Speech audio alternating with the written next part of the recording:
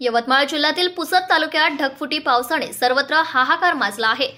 पुसद तालुका अंतर्गत येणाऱ्या ग्रामपंचायत बोरी मच्छिंद्र या गावालगत एक ओढा आहे। या ओढ्यामध्ये 2 ओढ्यांचे पाणी एकत्र मिळते आणि पाण्याचा प्रवाह इथून वाढत असतो। 1 सप्टेंबरच्या झालेल्या अतिवृष्टीमुळे या ओढ्याला महापूर आले होते। या पुरामध्ये बोरी ग्रामपंचायत मधील ओढ्यालगत असलेले घरे वाहून गेली व काहींच्या घरात पाणी देखील घुसले आहे। यामुळे नागरिकांचे मोठे नुकसान झाले आहे। बोरी मच्छिंद्र मधील घरे वाहून गेल्याची घटना समजताच प्रशासन लगेच बोरी मच्छिंद्र या ठिकाणी पोहोचली। घरी वाहून गेलेल्या नागरिकांना निलय नाईक यांनी तत्पर भेटी दिल्या व त्यांच्या भावना जाणून घेतल्या।